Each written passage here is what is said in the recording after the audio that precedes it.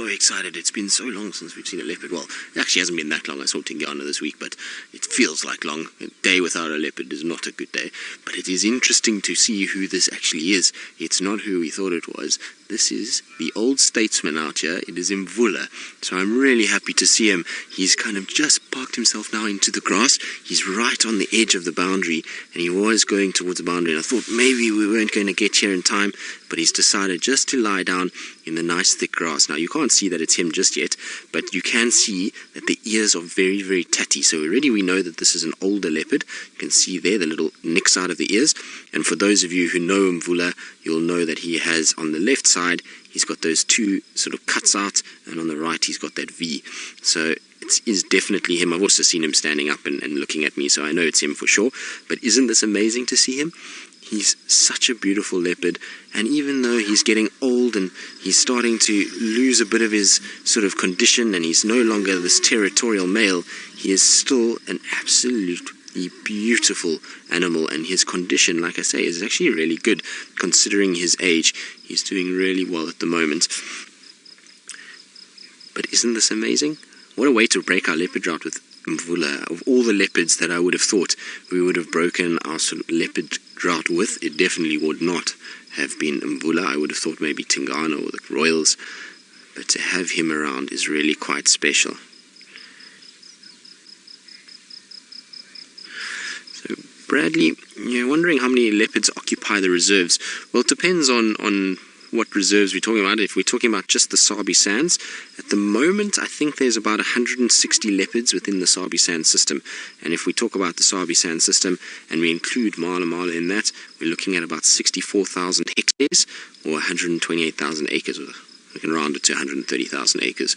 So it's quite a sort of big area, and that's a very, very high density for that size of terrain.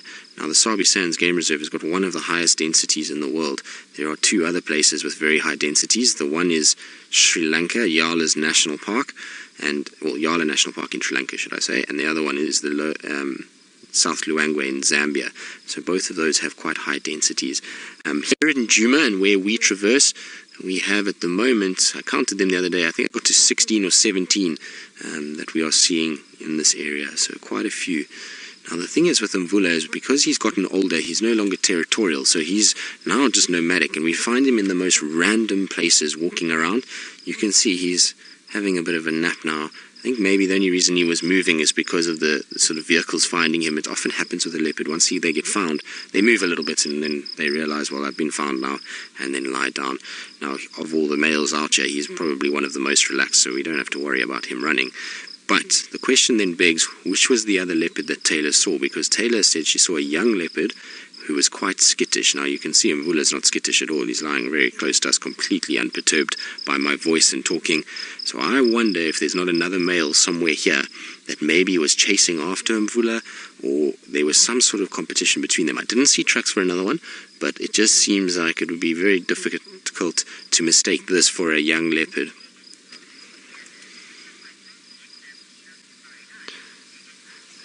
Ah, Megan from Louisiana, you say this is your first leopard on Safari Live? Well, Megan, isn't it special? Aren't they the most beautiful animal that you've ever seen with those spotted coats? There really is something about a leopard. I hope that he's going to give us a really good show this afternoon, and that you'll enjoy the sighting as much as I am currently. They really are my favorite animal, so I'm hoping that he's definitely going to get up and we can show you the real beauty and power of a male leopard. Now, he is fast asleep, and we're going to sit and spend quite a bit of time with him this afternoon, as much as we can. So I think let's go across to Byron and see if his lions are matching Mvula in the sleeping contest, or whether they're being a little bit more active. Well, beautiful is it, and mysterious at the moment is quite true, Taylor. It's so difficult to know where he's going to pop up at the moment. He just moves all over the place. He's quite an interesting character, and like I say, the fact that he's just nomadic and really doesn't care at the moment seems to be quite interesting, the way that he just moves around with sort of abandon. He's found in the most random places over the last 3 weeks, and seems not to really care too much about Tingana and all the rest. Although I'm sure he hears at night where they're calling from. You know, Tingana and Quarantine and Anderson all these males will be vocalizing in the night to set up their territory, like what we saw with Tingana the other day. And so he'll hear that and probably just move in the opposite direction, and that's why we keep finding him in such random areas. But it's so nice that he's been in Djuma the last sort of 3-4 weeks. This is the second time that we've had him in about 3 weeks, so it's really good to catch up with the old guy again and see how he's doing. Now, I was looking at him now. He's not exactly full, but he does have a slight little bump on his belly there, so maybe he had something small to eat. You'll find when these leopards get much older like this, they almost start to regress in terms of what they feed on. So as a young animal, he would have been hunting small birds and small rodents, small antelope species, and then as he got stronger and more powerful and learned techniques, so he started to hunt larger, medium-sized antelope and larger antelope.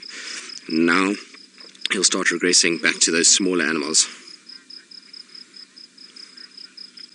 OJP, when Mvula becomes too old to hunt, well, he's just going to start losing condition, and other predators won't hunt him per se, but if they find him, then they will kill him. So if lions, let's say, had to stumble upon him now, they would definitely try and chase him. And because he's then older and he's less agile, often they get caught and then they sustain injuries and die from that. But if he gets too old to hunt, what he's going to start doing is, instead of focusing on things like impalas and duiker and steenbok and those kind of things, he's going to start hunting slower moving animals. So that's when you start to see them going after porcupines, aardvarks. They start to hunt those kind of animals that are very slow moving, and they'll try and eat that. And once that even becomes a problem, then they even will start resorting to eating things like insects and scavenging as well. So he'll try and find old carcasses and try and feed off those. So it just depends on what's around. And eventually then he even just starts to lose so much condition because he's not getting the nutrients that he used to get, that it becomes very difficult for him to move around. And then either he passes away from malnutrition, or he gets killed by another leopard or lion or hyena, and they then eat him.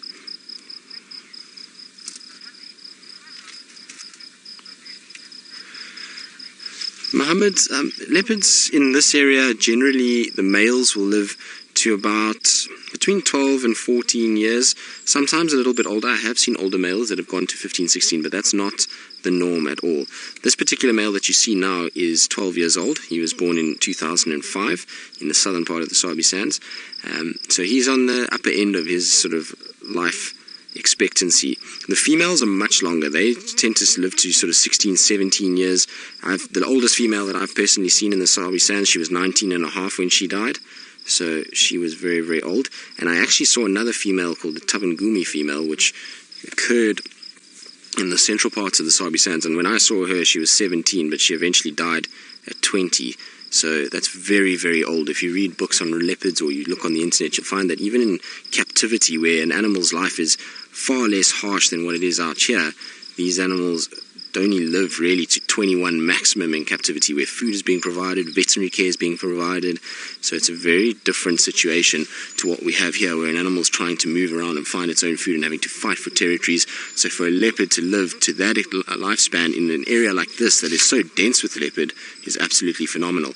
Now, the one leopard that I was talking about, that was the 19-and-a-half-year-old leopard, was Safari, which is the mother of Karula. So it's that lineage. So hopefully Karula continues and carries on well into her late teens, and then we get many more years of her, because Karula's just turned 13, so she's also starting to get a little bit older, but she doesn't show the signs nearly as much as what the males do. The males have a much more violent lifestyle.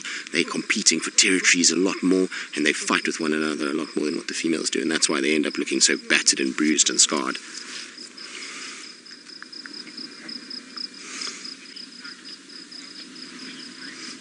Right, so we've been talking about Mvula and how he's going to hunt and food and what's going to happen as he gets older. Now, hopefully Taylor, who's out on a walk and is looking for food, is having a little bit more success than what Mvula will have as he gets older. Well, Taylor, I can honestly say that I do not enjoy them at all. I find them to be not the tastiest thing out there. It's not so much the taste, actually, it's more the texture. These kind of chewy, crunchy, it's horrible. I just can't eat them, to be honest. But I'm not sure Brent would enjoy them. He's very sort of into his culinary side of things. He's often doing cooking and experimenting in the kitchen, so I'm not sure that he would. If he had to, I would imagine that Brent would eat it. If he was stuck in some area and that was all that there was around, no doubt that he would. But think if he has a choice, he's rather going to prepare some delicious dish that he doesn't involve worms or caterpillars, actually, as it so happens to be. And it was very funny because Amanda, who's our chef, she had a bag of them in the kitchen the other day, and she was offering them all around, and there was some very, very funny looks given to Amanda and very, very funny looks given to all of us that have tried them. And we tried to get Connor, who does the drone and is a part of our tech team, to try them, and he refused point blank. He said no ways.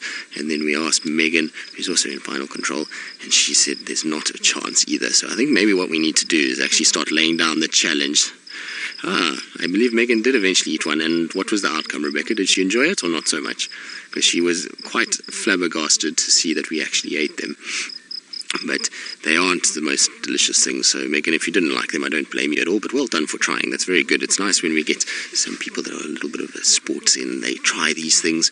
It's, all part of being out here is you've got to learn and you've got to see and you've got to sort of taste things and work out for yourself what you like and what you don't like. And it's, like I say, it's all part of it. So very, very interesting. Well done, Megan. I'm very proud of you. I didn't think you would actually do it. Now, Mvula, I don't think he would really like mapani worms at all, although maybe in his old age he'll start to feed off them. But for now, he is absolutely comatose, sleeping, and I reckon he's staying here for a reason. He's sitting on the edge of this sort of clearing, and I earlier saw some impalas drifting across the clearing in the background, and so maybe he knows that if he stays right where he is now, because Sydney's dam is behind us, this open clearing is here, there are going to be a few animals that are going to start moving into this clearing as it starts to get darker, and so it's a good place for him to hunt. He's got lots of tree structure on the edge here, and then a open grassland area that he's able to then launch an attack from during the night. And probably the most incredible leopard hunt that I've seen on impalas was involving this leopard. It was near Chitwa airstrip, on that western side of Chitwa airstrip that's nice and open, and so there really isn't too much cover for a leopard. Generally a leopard would be an ambush predator, try get very, very close, stalk in, and he, on that particular occasion, hunted almost like a cheetah. He started to move, and he kind of got to the edge of this clearing, and the impala were, I would say, maybe about 100 meters from where he was, which is quite far for a leopard. And instead of trying to stalk closer, he just exploded out in a full sprint, and the impala completely panicked. I don't think they expected it to happen like that, and they all just bombshelled out, and we had impalas running everywhere, and one made the fatal flaw of running straight into him, and he was able to then grab that impala and pull it down. It was quite something to watch. It was a very interesting strategy that he used, and then I asked a number of other guides, and they had all seen him doing a similar kind of thing. So now in his older age, I don't think he's going to be able to do it, but in his youth, it was an interesting tactic that he had. So maybe that's why he's here. It's just, as they say, old habits die hard, so it could be because of that. Right, now talking about airstrips and hunting and these kind of things, let's go across to Byron and see if his romantic couple is doing anything on Arathusa airstrip. As he's woken up a little bit, but it's not too awake just yet. He's just watching what's going on. There was that herd of impala that I was talking about way down in the distance that was moving around, and I think he's just watching them. Now, I can't actually see them at the moment, but these animals have the most incredible senses, and they're able to pick up things long before we do. So maybe he's just spotting that and working out what his plan is going to be for the afternoon. We also had a sort of change around of vehicles, which could have woken him up a little bit as well. You can see he's just grooming himself a little bit. There's been a bit of yawning, which is all good signs that he might start to wake up a little bit. So let's see how we go. There we go. You see the yawn? Now it's often a sign that he might stand up and move. There we go. Now unfortunately he's walking the wrong way at this stage. He's moving to the north, which is going to be out of our area if he crosses over the road. Now there are other vehicles around. You might hear them moving.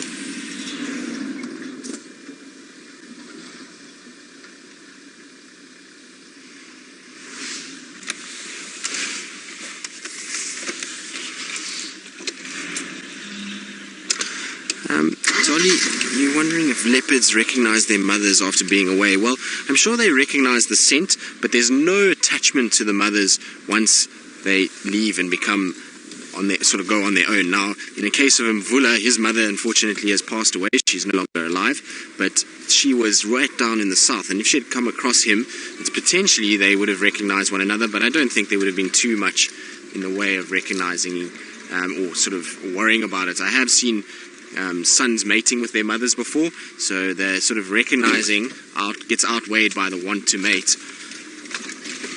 I'm just trying to get around so that I can actually see him from the front. And I'm hoping that he's going to sort of just carry on with the road. So there we go, you can see him there.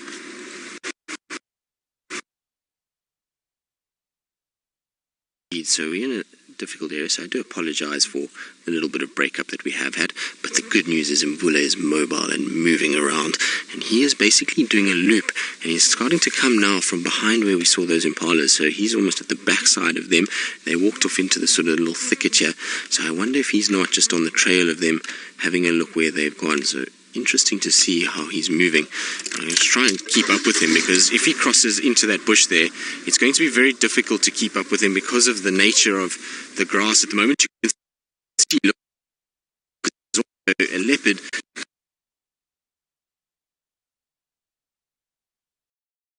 Well, he's just sitting in the long grass and he's watching. He got quite close to that herd of impala that I was talking about, and they all started to alarm and go crazy, but they were facing the opposite direction. So I don't know if maybe there's another leopard in this area. I haven't been able to check around too much because I'm scared we're going to lose him, but I think that maybe that young male that Taylor saw could also be here. Now, wouldn't it be incredible if we get Sindile and Mvula in the same sighting? Now, that's a wish that we shall hope and pray for, but it seems at this stage that he's just going to sit and watch these impalas and see how they are. Now, for those of you that have just joined us, my name is Tristan, and on camera I've got Craig, and like I say, we are live with Mvula, the male leopard. He's one of the oldest males that we have here, and it's really a treat to see him. We don't see him that often. So if you are a new viewer and you want to know anything about the leopards, please send through your questions at #SafariLive. And even if you're not a new viewer, if you have any questions about Mvula and you haven't seen him in a while, please be sure to ask us, chat with us, and let us know how you feel about seeing him again. It is really, really, really good that he's back in this area. And like I say, I'm sure there's another leopard because there's no wind to speak of, so I don't think those impalas could have smelt him. And the impalas that alarmed call were quite far from where he's lying now. And I went a little bit and checked a little bit there, but I didn't see anything. So I wonder if maybe there's not another leopard that is hiding out somewhere in these thickets. Right, so we're going to stay with Mvula and see if he starts hunting these impalas. And while we do that, I believe Taylor is in the middle of a postcard scene on Djuma. There is Mvula sleeping under this beautiful skyline. So it really is quite something just to be sitting with this wild leopard under these clouds with the sun illuminating the cloud structure. Very, very pretty scene. Now, it would be nice if he was a little bit more out in the open and you could see him a bit better. Imagine if he was in a tree with this as a backdrop. That would be quite something. But nonetheless, it's still really, really great to be spending so much quality time with him. Now, he's just sleeping at the moment because I'm sure he's knows that these impalas have alarm called and that they're on very high alert. So what he's doing is he's just resting. He knows they're not going to go far. They're going to be staying close to this open area. And so he's just sleeping, waiting until they rest a little bit and they get more relaxed, and then he'll start probably hunting again. So it's worth sticking with him for a little bit longer. I know he's been very, very sleepy at long stages of this afternoon, but it is worth staying with him a little bit longer. I'm sure he is going to start hunting again just now.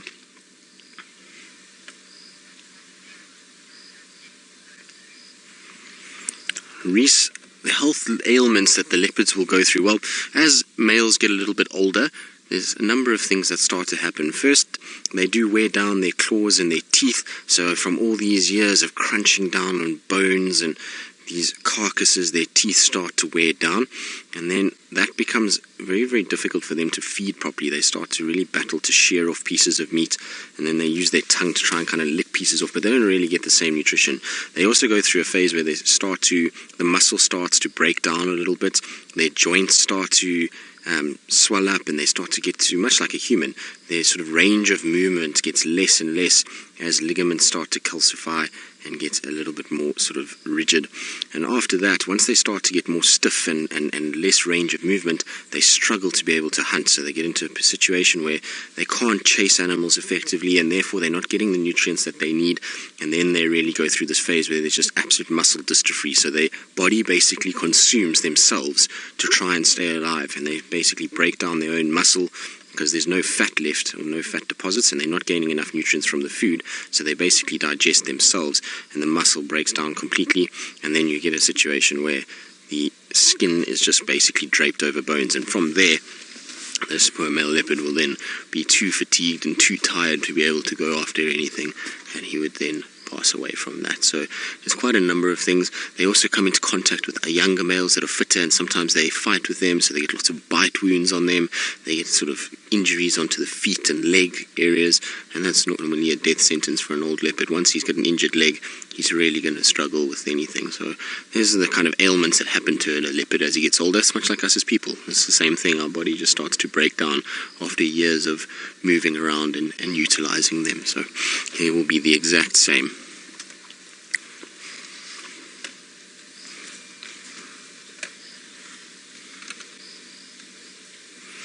But you can see that he's very, very static at the moment. He's not moving at all.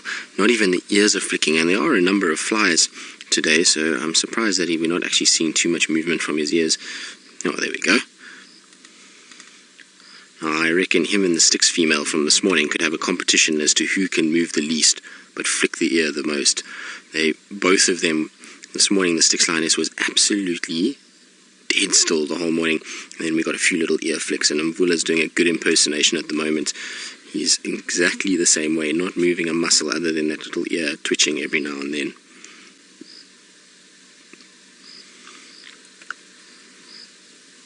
But this is the perfect place for a leopard, just to wait out the afternoon and to start to sort of wait for those darker hours to come. It's nice and thick, long grass, going to be very difficult for anything to spot them. In fact, we almost drove over him trying to find him again.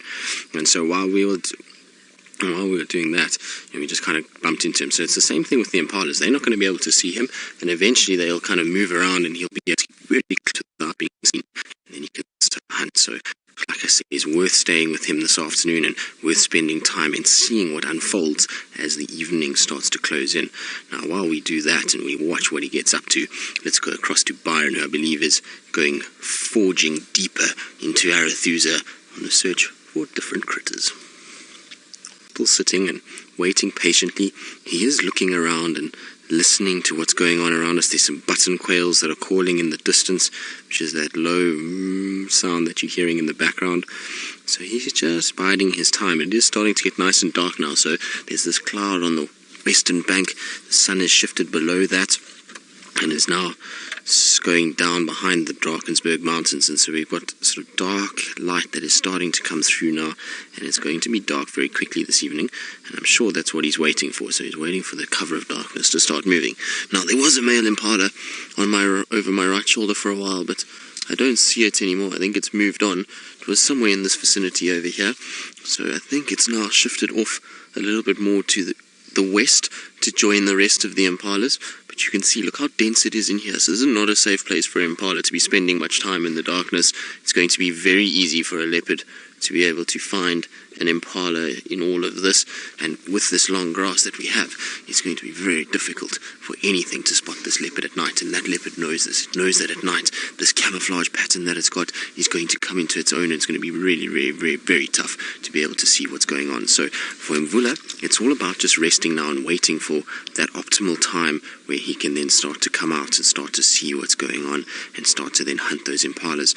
Like I said earlier, his stomach is not empty. He's definitely had some sort of a meal in the last few days. It's not like he is absolutely famished, and he really actually looks quite good. When I saw him walking over the road earlier, his muscular structure is really good. So even though he's a 12-year-old boy, he still looks quite decent, and his neck area is still massive. He's still got that big, broad shoulders and deep, deep neck that has always been his trait, and that then blunt face. So he is still looking very good for his age, which is really great to see. I'm hoping that he's still going to make many, many more memories and sightings for us here on Safari Live.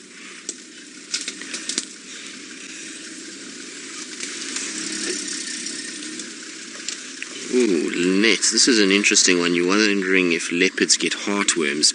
I'm actually not sure, Lynette. It's something that I have never heard of. I've never read anything in any of the literature that I've read about leopard. I have not seen anything about their heartworm, but I have a very good friend who is a state vet and does veterinary or wildlife veterinary, so I will ask him about it and find out whether or not they do indeed get heartworms. But it's an interesting question. I wonder if they do. we'll have to just investigate that further. So if you watch tomorrow morning, I'll try and investigate tonight for you, and then be able to give you a more informed answer tomorrow morning, if that's okay. Or tomorrow afternoon, whichever one suits you better. You let us know and I can go into more depth. Hopefully this is going to have broken the leopard drought for us on Djuma, and we're going to get a lot more leopards around, so we can bring up this conversation a lot more in the future drives tomorrow. Hopefully, like I say, the royals will be back. Maybe this is a good omen that Mvula is here, and that a Karula will then bring them back. But I also wonder if this is maybe why we haven't seen too much of Karula. Lots of random males walking around. Like I say, if Taylor saw a young male earlier, Mvula being around, maybe she just doesn't feel that comfortable up on Djuma at the moment with the cubs, and so she shifted them further south into the heart of Tingana's territory to be able to keep them safe.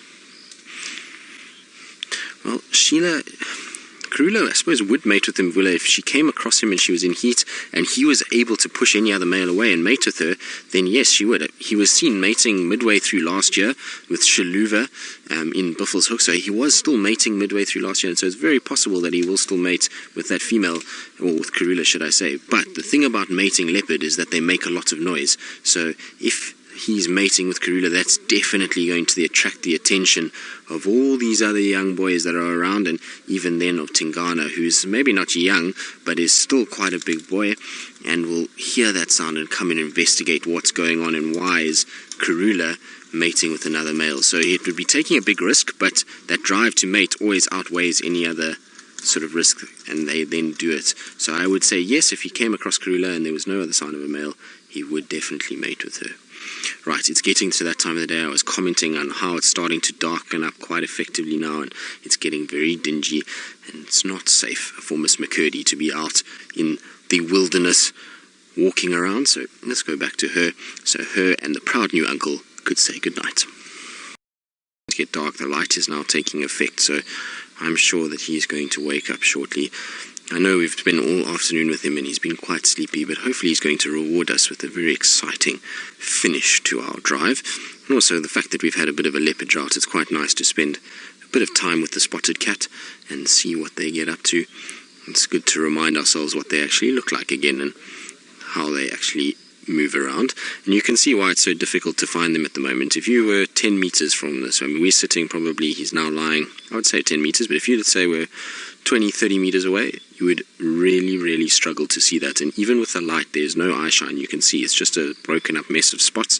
And while you're driving, to see that is going to be really very, very tough indeed. So you can see there, from the perspective that we have, it's just looks like grass and a blob in the grass. And there we go, he's lifted his head finally.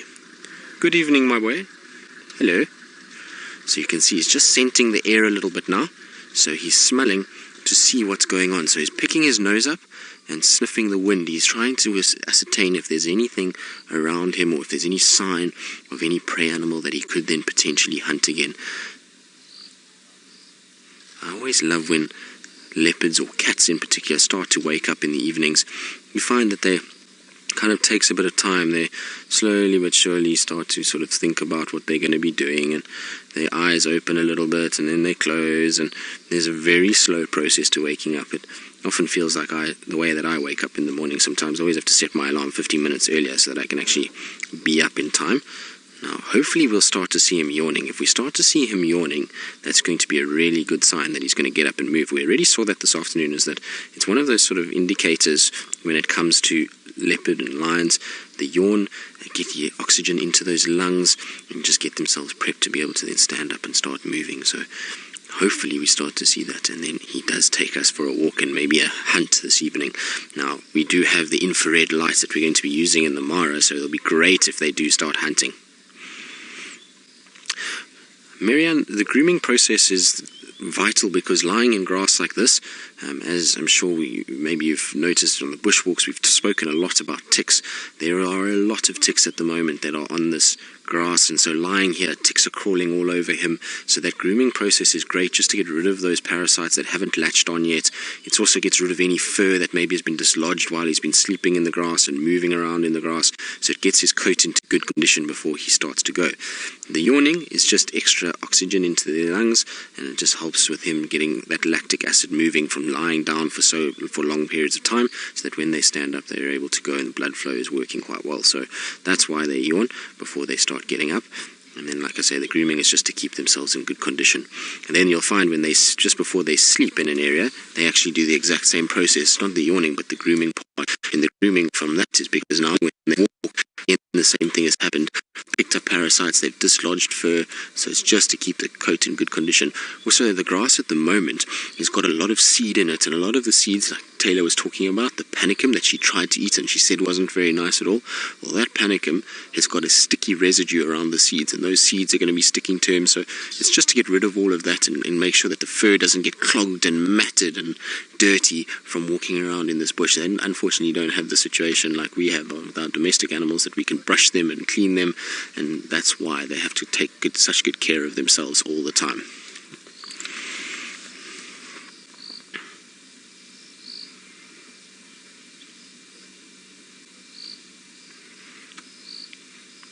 But it is absolutely amazing, the camouflage. The camouflage astounds me with these animals. You can see that spotted coat is completely breaking up that outline, and with that sort of grass and the mottled effect of the grass, it's almost impossible to see this leopard lying there. If you had to do a quick glimpse now, if you had just joined us and you weren't sure what we were looking at, I would defy you to spot what is in that grass and tell me exactly what we're seeing. So it is really quite something. Right, now we are going to just carry on for a little bit longer with him and just see if he's going to maybe stand up and move and take us on this evening hunt. And while we do that, let's go back to Byron and see what shenanigans he's getting up to on Arathusa. We are indeed, Byron. We're in Army IR mode, so we're in infrared, and this is the new sort of technology that we're trying out, because we're trying to do as much as we can at night without disturbing any animals. So we use the infrared light, which is a very, very low frequency light that goes under the spectrum of our eyesight, so it doesn't blind the animal in any way. You can see Mvula's eyes are quite open, he's looking around, and it doesn't affect them. And so that's why we're going to be able to hunt with these animals and follow them on hunts without worrying too much that we're disturbing him or the impalas or anything else that is around. So it really is quite spectacular to view these animals, and you can see the difference between what we had earlier, how Mvula was just disappearing in the grass. It was really tough to see him. Now with the infrared light, you can see the spot detail coming out a little bit better, so it's a lot easier to actually pick him up. So really, really cool little piece of technology, and it helps our cameraman a lot. Now, the other thing is that Mvula has been starting to yawn, so he's done 2 big yawns already. There was a slight little groom as well, so I reckon that he's maybe going to start standing up soon. Hopefully that will be the case. I'm hoping that he's going to give us another big yawn for all of you so that you can see his teeth. I was quite shocked to actually see the teeth that he's got. They're not nearly as worn as I thought they would be for a leopard of his age. They're still quite healthy, so he's got no problems with his teeth at this stage. No, don't go back to sleep, big boy. No. So back to sleep we go for a little bit. But his teeth are really looking very, very healthy, which is great news. I was wondering if his teeth were maybe a bit worn or any sort of signs of damage to them, but at this stage they still look as though they are okay and healthy.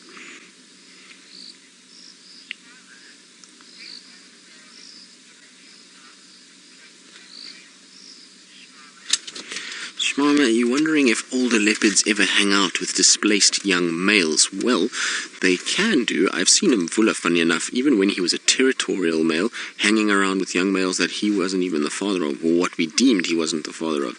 So I saw him when he was hanging around sometimes with Karula's previous litters, so Shivambalana and Shivinzi, and that was back when Jordan was still around, and so in all likelihood Jordan was the one that made it to father those cubs. So he did hang around with them. I've seen him hang around with other young leopards as well. And then we've seen cases where Quarantine hung around with Nkanyeni's youngster, and he definitely did not mate with her.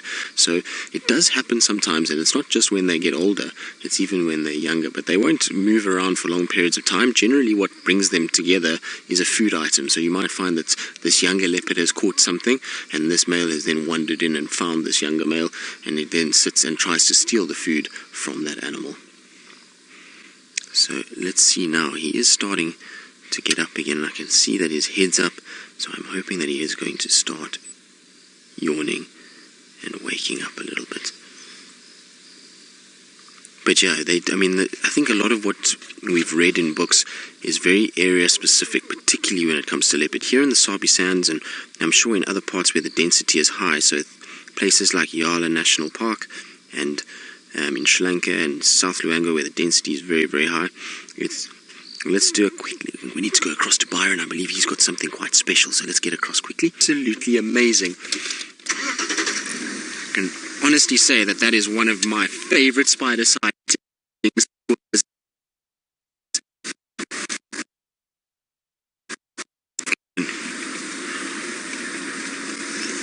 Right, so there's Mvula. He's just scent marking in front of us, and we're going to try and keep up with him. It is very, very thick bush, so while we do that, let's go across to Byron and see if he can pull another rabbit out the hat, so to speak, and find us another rarity this evening. So he's on his way away. I can't follow him any further than where we are now, but he's definitely on the scent of something. He's following the scent, and he keeps sniffing all the grass. He's actually even been scent marking, which is quite interesting. So he did a scent mark over the top of another leopard. He was phlegm grimacing. So I don't know if he's maybe picked up, like I say, this younger male that Taylor saw. It's possibly what he's picked up and what he's busy smelling. But isn't that a beautiful picture as he just slinks through this grass and into the night and away. Now, I was hoping that we would have spent the whole night with him and gotten a lot more time with him maybe hunting on our side, but it seems like he's heard something to the north, because he picked up his head and started moving straight north as soon as he could. So there he goes, off he goes into the distance. And that's going to be it for us in Mvula. But it has been an absolutely amazing evening, and to spend time with this leopard the whole afternoon has been really quite special. Frosty, I do know some of Mvula's offspring, so I know we can still actually get a visual of him. So we have Shivambalan, which I think is from him. It's difficult because it could have been him or Jordan, so we're not 100% sure. He's just slinking off into that gap there, Craig. I don't think you'll get, but there he is. I see a bit of scent marking that he's doing. He's rubbing his face up on the tree there. So Shivambalan could be either Jordan or Mvula. Then there was Wabayiza, which unfortunately got killed by the Styx Pride. Then there was, I'm just trying to think, Kuchava is one of Mvula's offspring. Bahuti, which is another one of Tundi's. So there are quite a few. Sindile could also be him. It's debatable if it's Tingana or him as well. So there's quite a number of them. Right, now Byron has got a small little animal that bounces around all over the show. So let's go across to him and see what he's got.